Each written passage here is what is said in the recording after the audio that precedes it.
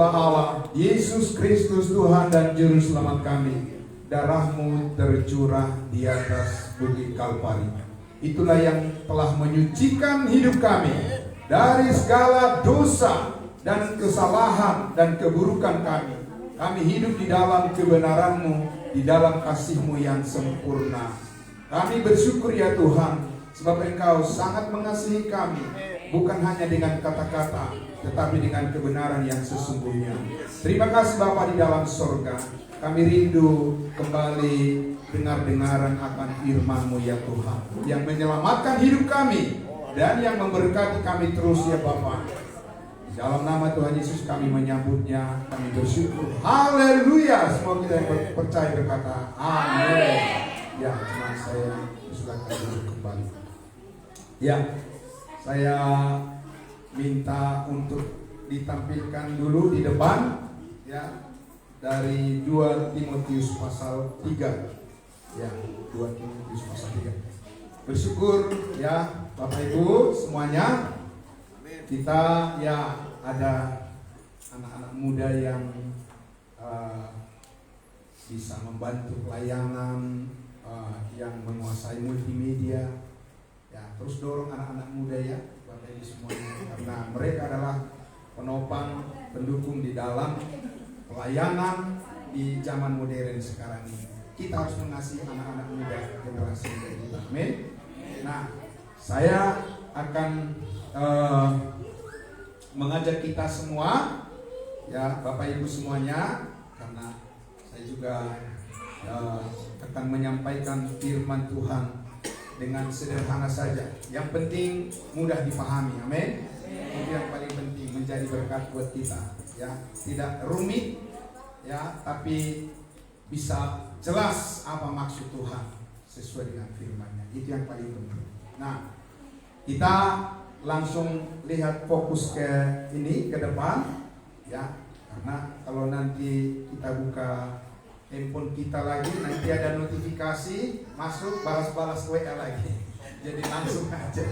Karena di zaman modern sekarang ini perlu kita fokus kepada apa yang menjadi pusat daripada kebenaran firman Tuhan. Jadi kita di sini bukan berbicara tentang kebenaran kita, tapi kebenaran Tuhan. Amin. Dan kita hidup karena kebenaran Tuhan. Yesus katakan, akulah jalan, kebenaran dan hidup, dan tidak akan ada yang sampai kepada Bapa di surga kalau tidak melalui Yesus Kristus. Dan bagaimana kita mengerti hal itu? Dalam konteks di mana sekarang ini adalah masa zaman terakhir. Ya, di mana di zaman terakhir ini kalau kita baca Alkitab ya, kita akan semakin merendahkan diri di hadapan Tuhan. Tidak akan menjadi sombong, tapi makin merendahkan diri di hadapan Tuhan dan makin mengasihi saudara-saudara kita. Amin. Nah, maka kita harus melihat langsung kepada ayat firman Tuhan di depan ini, apa yang dikatakan tentang masa-masa terakhir ini. Dikatakan apa? Ketahuilah bahwa pada hari-hari terakhir akan datang masa yang sukar. Ini bukan membuat kita menjadi khawatir, karena dikatakan di situ apa? Ketahuilah. Orang yang punya pengetahuan pasti dia selamat. Amin. Yang nggak tahu apa-apa itu yang menjadi korban. Nah, sekarang ini Bapak Ibu semuanya, kita lihat bencana tidak pernah berhenti. Siapa bilang dunia akan menjadi lebih baik? Tidak ada itu di Alkitab, tidak dikatakan begitu. Dunia memang harus kita cintai, tapi tidak boleh lebih daripada mencintai Yesus Kristus. Amin. Karena semuanya suatu saat akan berakhir di dunia ini, tapi kita tidak akan berakhir karena kita hidup di dalam Yesus. Hidup bersama Yesus, karena Yesus sudah mati, dikuburkan, dan bangkit, hidup selamanya, mengaruniakan hidup yang kekal kepada kita semua. Dia telah menyelesaikan semua persoalan kita di atas kayu salib. Orang bilang menyelesaikan persoalan di atas kayu salib. Kenapa masih banyak masalah? Karena kita masih di dunia ini. Coba udah lewat dari dunia ini, ada masalah lagi. Benar nggak? Tapi mau nggak duluan? Nggak mau kan? Nah, makanya kita harus tahu bagaimana menghadapi masa-masa yang sukar. Karena apa? Karena itu sudah kenyataan. Ada orang yang mau bangun menara sampai ke pencakar langit, mau bangun benteng-benteng di mana di tepi laut dan sebagainya, mau bangun fondasi sedalam 100 meter, 200 meter. Kalau sudah terjadi gempa bumi, bencana, longsor, siapa yang menyangka saudara-saudara kita doakan mereka supaya tetap kuat ya Bapak Ibu ya, yang tertimpa bencana ya di Tapanuli dan lain sebagainya di berbagai tempat ya kan. Seperti apa keadaan mereka saat ini Bapak Ibu, bersyukurlah kita. Amin. Jangan pelit untuk bersyukur kepada Tuhan ya. Karena apa? Bayangkan mereka yang ada di sana yang kemarin tertimpa bencana ya. Apa itu salah mereka? Ya kan Bapak Ibu ya. Nah, pun tidak bersalah tetap juga. Kalau sudah terjadi, terjadilah ya. Tidak ada yang bisa mengatakan aku maaf dulu sebentar. Kan dia masih dalam keadaan tidur semuanya. Ya, Bapak Ibu. Datang banjir. Ya, sedemikian rupa, sedemikian hebat, semua rumahnya hanyut semuanya. Saudara-saudaranya juga ada yang kehilangan karena terbawa banjir. Mereka udah lama mengumpulkan segala sesuatu yang ada di harta benda mereka, sudah lama itu dikumpulkan. Udah warisan-warisan semua itu dikumpulin, sudah dipelihara. Tapi hanya beberapa menit saja habis semuanya. Kembali kemana? Nol. Siapa yang menyangka bahwa itu akan terjadi? Tidak ada. Nah Bapak Ibu Saudara yang dikasihi Tuhan Yesus, maka disinilah kita ya. Apapun keadaan kita, jangan kita melihat pada diri kita, lihat pada Yesus yang memberikan jalan keluar kepada kita di masa yang sukar. Amin. Jangan pernah lagi ragu dengan hal itu. Tadi luar biasa ya, di sini doa disampaikan. Jangan karena melihat kiri kanan, depan belakang, tapi lihatlah di atas ya, Yesus Kristus yang menjadi penyempurna iman kita. Amin. Ya, jadi ketahuilah, karena banyak orang yang abai. Makanya firman ini ditujukan kepada kita sebagai orang percaya pengikut Yesus. Kita harus mempunyai pengetahuan. Orang-orang yang korban bencana itu semua kan karena tidak tahu. Ya, kalau mereka tahu ya sudah pasti mereka sebelumnya sudah antisipasi. Pemerintah juga tidak tahu. Bagaimanapun hebatnya jago ilmu perbintangan sampai kemanapun, tetap manusia tidak akan maha tahu. Amin.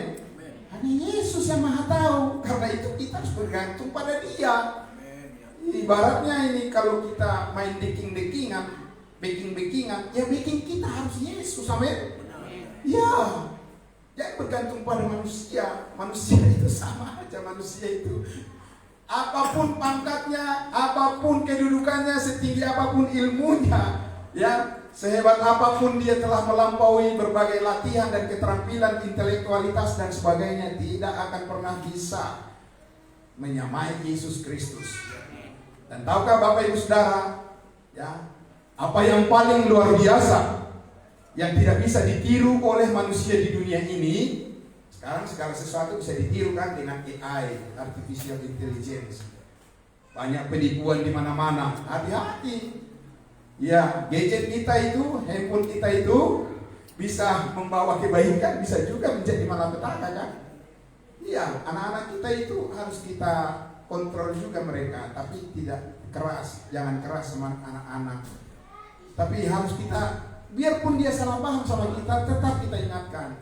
Jangan terus habis waktumu hanya menggunakan main game, karena itu bukan membentuk masa depanmu. Oke, silakan kau main, tapi bukan itu yang menentukan masa depanmu. Walaupun dibilang oh bapak jahat, mama jahat, tidak apa-apa. Kita harus penuh kasih karena dia belum mengerti, tapi suatu saat dia pasti mengerti. Amin. Seperti itu, Bapak Ibu Saudara, Tuhan kepada kita ini, kita harus banyak belajar. Amin. Ya, orang percaya, anak-anak Tuhan, jangan merasa udah paling pintar. Itu bahaya. Itu adalah godaan daripada pikiran yang sesat. Maka dibilang ketahuilah bahwa pada hari-hari terakhir. Di mana hari-hari terakhir? Ya sekarang ini, Bapak Ibu sekalian. Kenapa hari-hari terakhir sekarang ini? Karena tidak lama lagi Tuhan Yesus akan datang menjemput kita. Amin. Orang-orang yang percaya kepadanya. Sayang kalau kita sia-siakan waktu ini, ya, sementara kita nggak banyak waktu. Sebentar saja hidup itu, Bapak Ibu sekalian, ya. Nah, tapi berapa lama pun kita masih diberikan Tuhan di dunia ini, kita harus memperhatikan bahwa, ya, masa sulit itu tidak akan pernah berlalu dari kehidupan manusia di dunia ini. Jadi apakah kita mau fokus kepada masa yang sulit? Tidak. Kita mau fokus kepada Allah yang memberikan jalan keluar. Amin. Itu maksudnya. Nah, karena itu, ya, seberapa sulit, seberapa sukar, ya, masalah itu, kita tidak tahu. Besok Bapak Ibu sudah tahu belum masalah yang akan terjadi pada Bapak Ibu saya? Saya sendiri juga nggak tahu.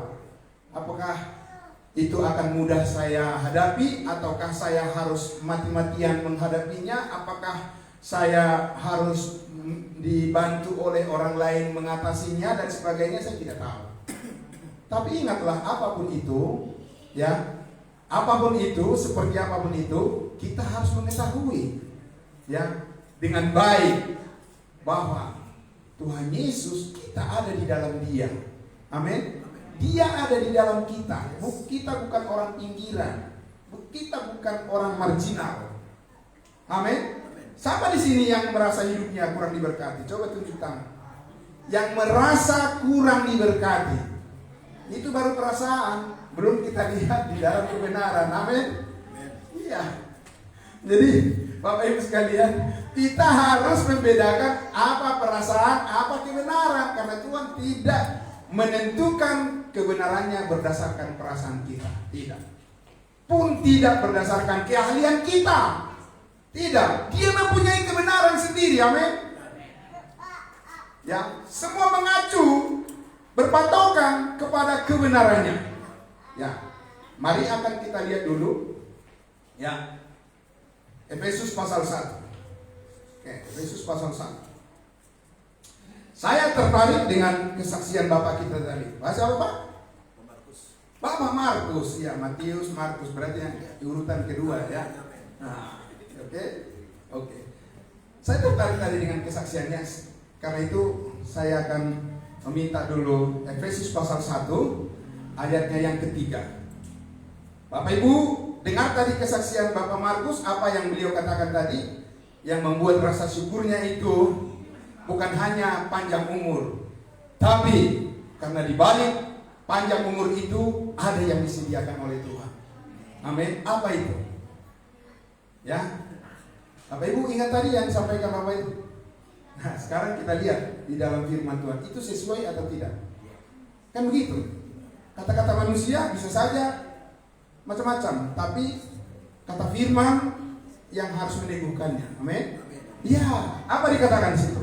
Terpujilah Allah dan Bapa Tuhan kita Yesus Kristus, yang di mana? Yang di luar Kristus. Nggak ada. Itu bohong semua. Jangan tertipu. Banyak orang meninggalkan Kristus, emang dapat apa? Kan gitu ya. Di dalam, amin, di dalam Kristus. Yang di dalam Kristus apa? Telah mengaruniakan kepada kita segala berkat rohani di dalam surga. Itu tadi yang disampaikan. Siapa yang mengingat? Yang mengingat yang bersaksi lah. Saya juga mengingatnya. Makanya saya menuntunnya kepada kebenaran. Ya, dan bukan saya kebenaran itu. Yesus dan firman-Nya itulah kebenaran. Jadi Bapak Ibu Saudara yang dikasihi Tuhan Yesus, kalau kita katakan kita orang yang percaya kepada Yesus dan sudah di dalam Yesus, lihat dirimu di dalam Dia. Amin. Jangan lihat dirimu di dalam dirimu sendiri. Memangnya kita siapa? Ya, Bapak Ibu sekalian. Iya kan? Kita ini dulu adalah orang yang berdosa. Karena apa? Karena kita keturunan Adam yang pertama.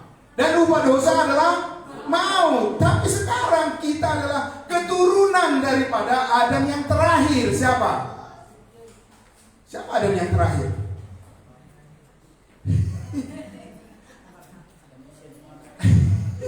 Bukan Adam Jordan. Ya, bukan. Adam yang terakhir itu adalah Yesus Kristus. Amin. Adam yang pertama itu terbentuk dari mana? Debu tanah. Lalu dihembuskan Tuhan ke dalam hidungnya nafas kehidupan. Jadilah dia menjadi campuran, ya, antara materi dengan yang rohani. Lalu dia jatuh ke dalam dosa dan semua manusia menjadi terhukum akan binasa. Tapi datanglah Yesus Kristus Adam yang terakhir dari mana? Dari surga dia datang. Amin. Dan dia berkorban di atas kayu salib, mati, mengampuni, menebus semua dosa kita, ya, semua kesalahan kita. Yesus tidak mencicil-cicil dosa di atas kayu salib. Tahu dari mana? Yesus mengatakan apa? Sudah selesai. Bukan saya yang mengatakan itu. Yohanes pasal 19. Ya. Jadi karena apa yang dilakukan oleh Yesus Kristus di atas kayu salib sudah selesai, maka kita diterima, layak diterima menjadi anak-anaknya. Amin. Kalau seandainya Tuhan mengatakan, kamu saya terima karena apa yang kamu perbuat, coba siapa tunjuk tangan di sini yang bisa merasa layak? Nggak ada. Karena apa? Karena kita ini daging. Kita ini setiap hari melakukan kesalahan. Bukan menabung kebenaran, tapi menabung kesalahan tiap hari. Tapi Yesus Kristus tidak lagi memperhitungkan. Mari kita lihat dulu di dalam 2 Korintus pasal 5. Ya. 2 Korintus pasal 5, kita langsung fokus saja ke sini, ya. Kita lihat segala berkat rohani kita di dalam surga itu dikatakan di Roma pasal 5 ayatnya yang ke-19, ayat 19. Oke, langsung ya Bapak Ibu. Ya. Oke, langsung kita lihat di depan. Dikatakan apa? Ayat 19. 2 Korintus 5 ayat 19. Lanjut lagi. Yang sudah benar 2 Korintus 5. Kita lihat ayat 19. Oke. Sebab apa? Sebab Allah. Jadi sekarang pusatnya siapa? Bukan diri kita pusatnya. Memang kita ini siapa Bapak Ibu? Ya, Allah pusatnya. Segala sesuatu sumbernya dari Dia, oleh Dia dan untuk Dia. Maka Allah mendamaikan dunia dengan dirinya. Kalau dunia ingin memusuhi Allah, tapi kalau Allah itu ingin mendamaikan dunia dengan dirinya. Caranya bagaimana? Oleh Kristus, amin, dengan tidak memperhitungkan pelanggaran mereka. Tidak memperhitungkan itu account. Sama seperti rekening. Yang diperhitungkan oleh bank, rekening Bapak Ibu termasuk nggak yang di bawah bantal? Enggak lah. Mana mungkin? Tadi pergi ke bank, uang saya perasaan sudah 100 juta. Dari mana 100 juta? Ibu cuma nabung 5 juta. 95 juta lagi ada di mana? Bapak, nggak bakalan diperhitungkan itu. Ya, seperti itu maksudnya. Diperhitungkan oleh Allah di dalam Kristus sudah selesai. Memang saya setiap hari masih bersalah, tapi Allah tidak memperhitungkan kesalahan saya itu. Karena apa? Karena Allah melihat saya di dalam iman kepada Kristus. Amin. Ya. Jadi begitu cara kerjanya. Allah melihat kita di dalam Kristus dan Kristus di dalam kita, maka tidak diperhitungkan pelanggaran mereka. Karena apa? Kemana semua pelanggarannya? Kan sudah diperhitungkan kepada Yesus. Di dalam tubuhnya dipikul semua. Dibayar lunas. Ya. Dan ia telah mempercayakan apa? Berita perdamaian itu kepada kita. Ya. Amin. Jadi kita ini membawa berita damai, bukan membawa berita kacau. Bapak Ibu Saudara, saya tadi sebelum kesini mau mampir tadi di suatu tempat yang sangat memprihatinkan, karena saya ketua Asosiasi Pendeta Indonesia, ya, yang meneruskan pekerjaan dari almarhum Bapak Pendeta Hendrik Silitonga, ya, almarhum, baru saya menggantikannya. Saya lihat tadi di sana Bapak Ibu Saudara, di wilayah kami di Kelapa Dua Wetan sana. Di situ ada orang-orang yang berusaha menghalangi ibadah, berlangsungnya ibadah. Wah, Bapak Ibu, luar biasa. Ya, sudah keluar undang-undang KUHP yang baru pun sekarang ini, yang ada satu poin di situ mengatakan siapa yang mengganggu ibadah akan berhadapan dengan hukum. Tetap aja Bapak Ibu Saudara, karena otak manusia itu Bapak Ibu Saudara udah sangat begitu sesat dan tidak mau kedamaian. Bayangkan itu Bapak Ibu Saudara. Karena saya sudah waktu mepet tadi datang ke sini, saya juga tidak mau terlambat, jadi saya tidak turun tadi dari kendaraan saya untuk melihat di sana. Tapi itu sudah saya tahu dari pagi, Bapak Ibu Saudara. Postingannya sudah saya lihat, luar biasa manusia itu ya. Tidak ada cinta damai, mereka ingin cinta keributan. Mereka tidak merasa beruntung kalau tidak kacau dunia ini. Bayangkan Bapak Ibu Saudara, itu datang dari Tuhan apa dari iblis? Dari iblis, Bapak Ibu Saudara. Ya, kita doakan supaya ya, beribadah kepada Tuhan. Apa salahnya? Ya kan Bapak Ibu Saudara, apa kerugianmu? Ya, mereka jauh dari pemukiman tempatnya, saya tahu. Tapi itulah Bapak Ibu Saudara, ya, maka dikatakan tadi masa-masa yang sulit itu tidak akan pernah berhenti. Tapi saudaraku, ya, Tuhan telah mempercayakan berita pendamaian itu kepada kita. Ya, karena apa? Karena Tuhan Yesus benar-benar adalah juru selamat yang telah mengangkat kita dari kegelapan dosa dunia ini dan kepada terang, kepada kebenarannya, terang kebenaran surgawinya, dan kita sangat diberkati di dalam kebenaran itu. Amin. Ya, berkat surgawi itu tadi. Nah, oleh karena itu, saudaraku semuanya di dalam kasih Kristus, ya, mari kita lihat di dalam Roma pasalnya yang ke-5.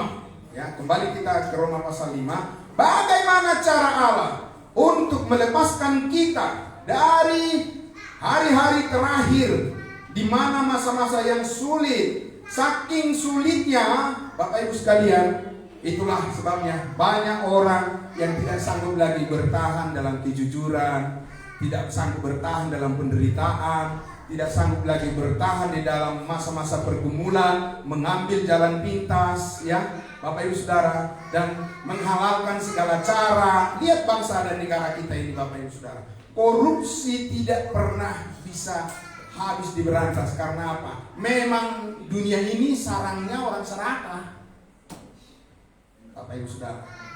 Jadi kalau kita hanya berharap-harap kepada manusia, siap-siaplah untuk jadi kecewa. Betul Bapak Ibu?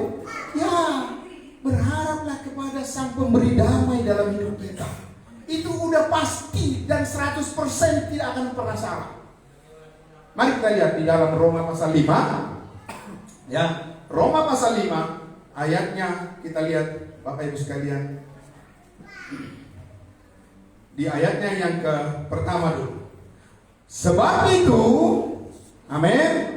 Sebab itu, ini adalah hasilnya, kita yang telah dibenarkan. Harusnya ada kata telah di situ, karena itu adalah bentuk past, ya, perfect tense, ya. Itu adalah kata masa yang lampau dan sekarang masih berlaku, ya, present tense, dan selama-lamanya, ya.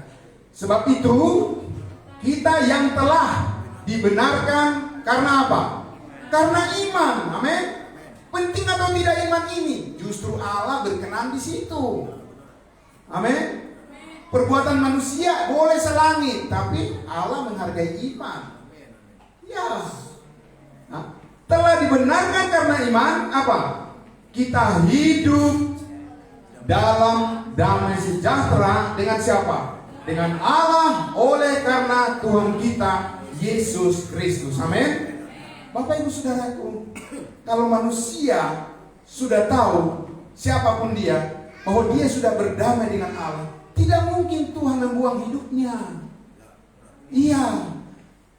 Bencana pun tidak akan membuang hidup kita, karena sudah dikatakan ya bahwa tidak ada yang dapat memisahkan kita dari kasih Allah yang ada dalam Kristus Yesus, baik maut, baik penguasa, iblis, bencana, alam longsor dan segala macam banjir.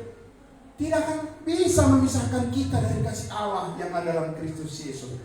Persoalannya adalah apakah semua orang tahu itu, supaya dia bisa tetap mengucap syukur di dalam segala hal keadaan. Amin. Ya Bapak Ibu, itu sangat luar biasa. Maka karena kita sekarang telah diperdamaikan dengan Allah oleh karena siapa? Tuhan kita Yesus Kristus, lagi-lagi di dalam Dia. Amin. Bukan di luar Dia. Ketika saudara percaya kepada Yesus, Roh Kudus telah mengambil saudara dan memasukkan ke dalam tubuh Kristus, dan di dalam tubuh itulah kita hidup, dan tubuh itu adalah hidup yang kekal, dan Tuhan tidak akan membuang kita. Karena kita sudah ditebus dengan darah anaknya yang mahal, kita berharga di hadapan Tuhan. Karena itu kita menghargai waktu dengan baik. Amin. Iya, itu yang kita hargai. Bapak Ibu Saudara, dunia sibuk semua ya, luar biasa, sibuk luar biasa, padat semua, macet segala macam. Apa yang dikejar? Hidup di dalam Yesus. Saudara dan saya, kita juga sibuk, tapi kita mengejar hidup di dalam Yesus. Amin. Ya, beda Bapak Ibu Saudara. Makanya sukacita ini jangan pernah tidak tumbuh di dalam diri saudara dan saya, biar tahu melihat arti kesulitan. Masa-masa sukar, amin. Bukan masa-masa sukar mau menghempaskan hidup kita, tidak, membuat kita jadi kuat di dalam Tuhan, amin. Mengerti kita bahwa Tuhan mengajar mendidik kita untuk bergantung kepada kekuatan yang lebih besar, bukan bergantung pada diri kita, bukan bergantung pada manusia juga. Karena itu membawa kekecewaan dan udah sering kita alami. Dan kita mau mengubah pandangan kita sekarang, yang kita mau bergantung kepada Tuhan Yesus saja. Amin. Karena hanya di dalam Dia kita hidup dan tidak akan mati selamanya. Dan Yesus yang mengatakan, amin, barang siapa yang percaya kepadaku, dia tidak akan mati, tapi hidup selamanya. Pun dia mati secara jasmani, tetapi secara roh dan kehidupan, dia manusia sejati di dalam Yesus. Amin. Iya, manusia surgawi. Kita hidup bersama dengan Kristus karena Kristus adalah kehidupan kita. Dan di dalam Dia kita bergerak, di dalam Dia kita diberkati dengan segala berkat rohani, berkat surgawi yang tidak bisa ya dirampas oleh dunia ini. Ya, sukacita damai sejahtera kita tidak bisa dirampas oleh keadaan-keadaan yang berubah-ubah.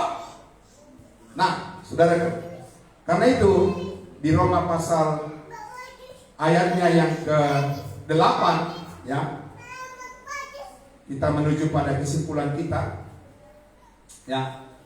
Akan tetapi Allah menunjukkan apa? Kasih-Nya kepada kita. Amin. Dia bukan menunjukkan murkanya, bukan menunjukkan hukuman kepada kita. Tidak mungkin. Masakan kita di dalam Yesus Allah menghukum kita? Tidak mungkin Yesus di dalam kita lalu Allah menghukum kita. Dia memerdekakan kita dan menunjukkan kasih-Nya kepada kita. Karena apa? Oleh karena Kristus telah mati untuk kita ketika kita masih berdosa. Itu sekarang apa dulu? Dulu sudah 2000 tahun yang lalu, Bapak Ibu sekalian. Tetapi banyak manusia tidak tahu caranya bagaimana terhubung dengan peristiwa 2000 tahun yang lalu. Jangankan 2000 tahun yang lalu, mungkin hari kemarin aja sudah pada lupa kan apa yang terjadi. Benar enggak? Kemarin apa ya? Jangankan itu, baru masuk ke dalam rumah, tanya, kunci motor di mana ya? Kunci di mana ya? Di mana kunci? Nah, di mana tadi? Memang di mana? Udah mulai lemot. Ya. Karena itulah kita manusia selalu menurun terus, dan keterbatasan kita akan semakin kita alami kan. Sekarang orang-orang yang udah berumur 50 tahun ke atas masih bebas nggak makan semuanya. Bagus, luar biasa. Tapi jangan bilang, mati mangan. Waduh. Jangan, ya kan Bapak Ibu, ya kan? Karena ini memang ada limitnya, bukan unlimited. Di dalam Yesus hidupmu yang unlimited. Amin. Ini ada batasnya. Jangan paksa terus. Nanti rontok. Ya kan? Dan itulah sebabnya apa? Ada orang yang tidak bisa menjaga dirinya dalam soal makan. Dan kalau anak muda udah kasih aja dia makan, pokoknya banyak-banyak kasih aja. Ya kan? Mereka masih dalam masa pertumbuhan. Dan kalau udah usia kita, udah umur lanjut ya, sudah mau pralansia, lansia murni, begitu ya. Benar nggak?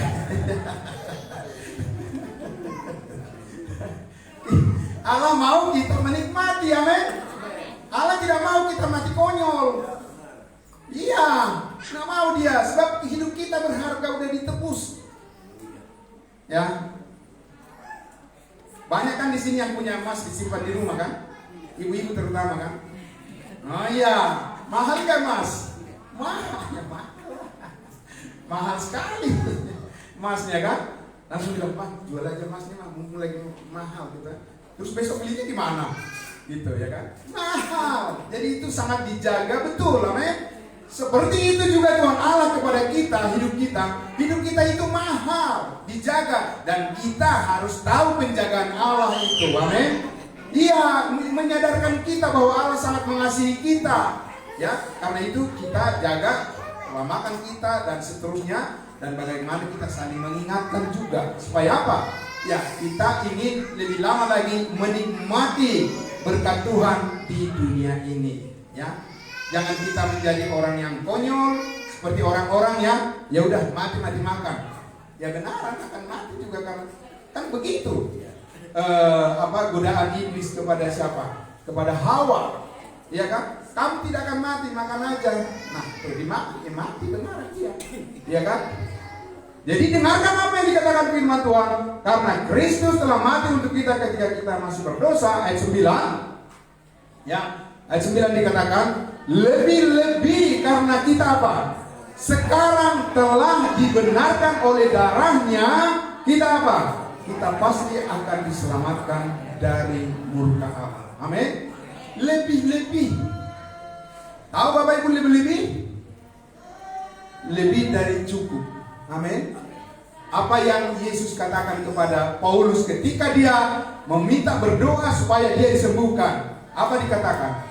Cukuplah kasih karuniaku bagimu. Amin. Allah yang mencukupkan supaya saudara dan saya bisa merasakan kepuasan dalam hidup ini. Amin. Lihat Bapak Ibu Saudara, orang-orang yang merasa bahwa dia akan puas dari hidupnya dari hal-hal harta duniawi, ya. Bapak Ibu Saudara, punya mobil satu, pingin? Udah punya dua? Itu gak bakalan kelar-kelar, itu rusak semua Bapak Ibu, ya kan? Iya, karena nafsu manusia itu ingin terus dipuaskan dan tidak pernah menemui kepuasan. Karena hanya Yesus yang bisa memuaskan hidup kita, amin. Karena Yesus itu bukan berbicara kepuasan daging. Dia memuaskan jiwa kita, roh kita, amin. Hati kita dipuaskan oleh kebenaran firman-Nya. Itu makanya ada kita di sini. Amin. Enakan mana? Tidur peluk bantal pas lagi gerimis atau datang ke gereja agak berjuang sedikit? Itu ketahuan begitu di mana ya levelnya, di mana kemampuan dia untuk menganalisa antara yang benar dan tidak benar. Kalau yang tidak benar, yang tidak mengerti kebenaran, ingin cari-cari, ya kan? Kalau sudah mulai gerimis, oh iya, ya kita nggak usah ke gereja ya. Kenapa, kata istrinya? Udahlah, Tuhan tahu kok, kita berdoa di rumah aja. Aduh, masih segitu levelnya, ya kan? Kan gitu. Yesus saja sampai mati di atas kayu salib, naik dia bukan karena kesalahan dia, karena kesalahan kita. Jadi Bapak Ibu, yang di sini ada suatu kepastian masa depan. Amin. Kepastian kita masa depan kita di dalam Kristus, dan mengapa kita bertekun di dalam kebenaran, karena kita sekarang adalah orang-orang yang sangat diberkati. Amin. Coba dibilang ke kiri kanannya, kita adalah orang-orang yang sangat diberkati. Amin. Iya.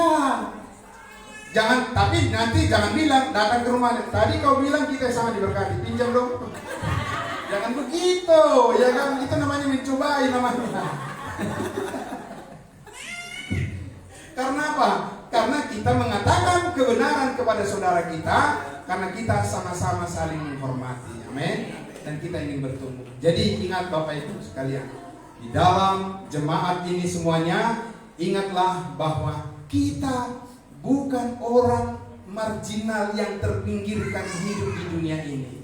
Kita orang yang sangat diberkati oleh Tuhan. Karena itu kita harus saling menguatkan satu dengan yang lain. Kalau ada merasa dirinya lemah karena situasi keadaan yang dihadapi, berikan doa kepadanya. Amin. Amin Bapak Ibu Saudara. Kuatkan dia, sampaikan firman Tuhan, dan tetap kita saudaraku hidup di dalam kasih, di mana Tuhan memperlihatkan kepada kita terang kebenarannya, dan kita harus terus bersekutu di dalam kebenaran itu. Amin. Mari kita berdoa. Kita nyanyikan satu pujian.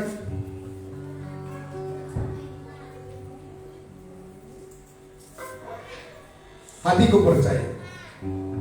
Hatiku percaya,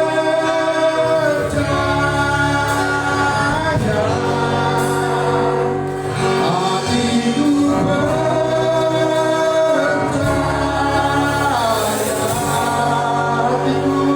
hatiku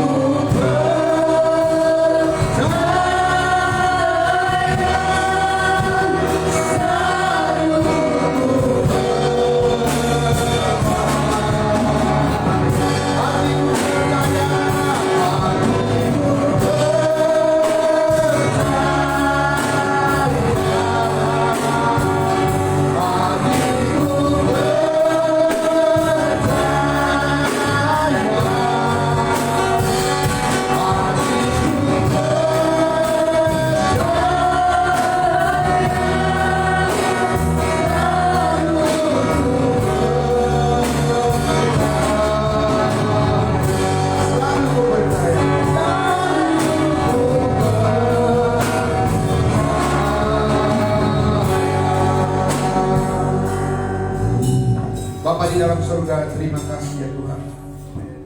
Terpujilah Engkau kekal selama-lamanya. Sebab kami kaya di dalam Engkau. Kami bukan orang miskin di dunia ini. Kami adalah orang-orang yang sangat diberkati oleh Tuhan. Bukan karena bersombong diri, tetapi karena kami tahu apa yang telah Tuhan lakukan dalam hidup kami. Melampaui daripada apa yang kami perbuat, melampaui daripada apa yang kami doakan. Dan oleh karena itu ya Tuhan, ajar kami terus untuk selalu bersyukur kepada-Mu ya Bapa. Terima kasih Tuhan, dalam nama Yesus kami berdoa. Haleluya. Amin. Amin. Terima kasih.